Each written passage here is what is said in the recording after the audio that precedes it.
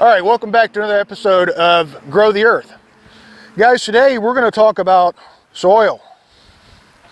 Soil is very important. It's the biggest component in your garden, and it's probably one of the most neglected.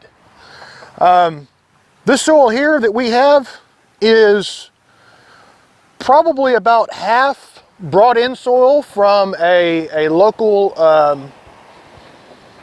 gardening center yard that we have here. And the other half is compost from our own compost pile over there that you'll see in a little bit.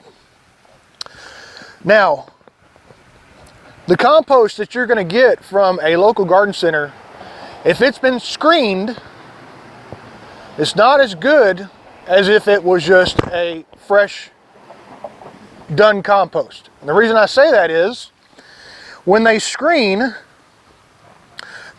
out a lot of the biomass, the larger leaves that haven't broken down yet, the sticks, things like that. And the reason I say that those are good is because they hold moisture. Regular dirt will dry out very, very quickly. It's why I will tell a lot of people, especially in the wintertime, that if you're not going to plant a bed, you want to mulch it. And that can be either with regular grass that you cut from your own yard, leaves that are falling off the trees, or an actual undyed, now that's a key factor, is undyed mulch that you pick up from your local garden center or your local big box store. Undyed is a big reason because we don't want to put chemicals in our garden, right? So we're not going to add dyes, because dyes are not good. We know that we're not supposed to eat dyes. Dyes are not good for us to eat. So why would you put them in the ground that you're going to grow things out of to eat? I'm going to bring you in close here, and I want to show you what exactly I'm talking about as far as biomass. Now, if you see here, this is from our garden. Now, you see this wood? This wood was not broken down, but now it's soft and kind of punky, and it's going to break down. But you'll also see that there are leaves and so forth that are on the top. Now, when you're applying compost, you always want to put it on top. If you turn it in and it's not finished, what's going to happen is it's going to start breaking down underneath the soil surface, and breaking down compost actually consumes nitrogen. So you can actually cause your soil to be nutrient deficient in nitrogen because you've turned in unfinished compost.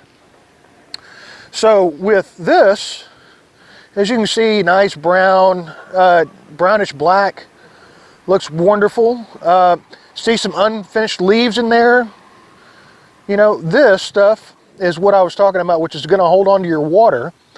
And it's going to release it slowly into the ground, and it's not going to let the sun dry it out. All this stuff you see in here, all these little twigs, all that, the leaves and all that nice stuff, is what's going to hold on to the water and is going to keep the sun from baking the water out of your soil. So what I'm going to do now is we're going to back up, and I'm going to take you over to my compost pile. I'm going to show you that, and I'm going to tell you about what we put in there. All right, guys, before we get to the compost pile, I want to talk to you about fertilizers. We've got what I call a secret weapon. We use a product called MicroLife Ultimate. Now, it is an all-organic fertilizer, does not use any commercial synthetic fertilizers, no dyes, no extra fillers or anything like that.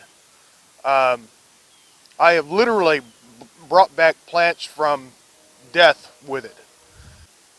It's not available everywhere, so it's something you'll have to look for, but it is one of the best products that I've used. Every season, before we plant, when we change seasons, I just rake the top of the ground, sprinkle it on, cover it back up, and it does wonderful things. It's part of the reason why my garden looks the way it does. I'm going to leave a link to in the description to what exactly it is, and that way that y'all can do the research yourself. You'll have to go and look for where you can buy it, because it's not available in every big box store like most other fertilizers.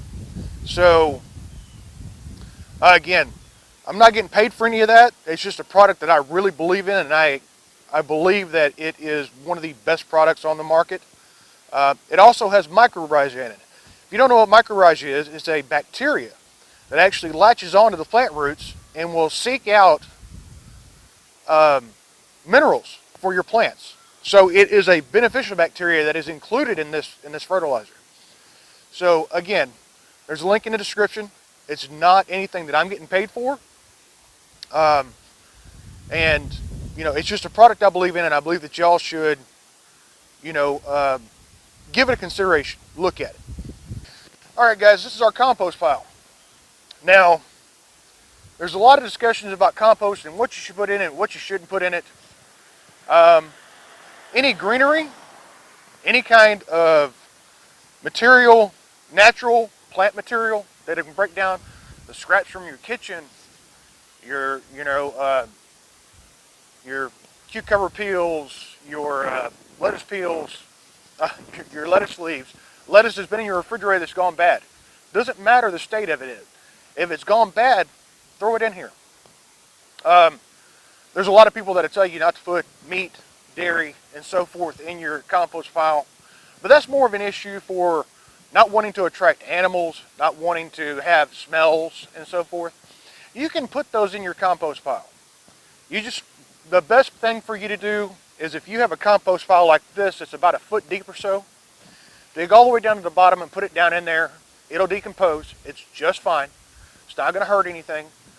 As long as it's covered, you won't get any smells, and hopefully you won't attract any animals.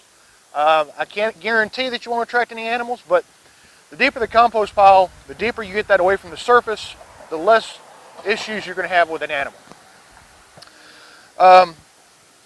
And also, this compost pile, when I mow my yard here, I bag my yard, and I put that in here. We have chickens. So I have pine shavings that we put inside of their chicken coop to, you know, keep it from getting too messy.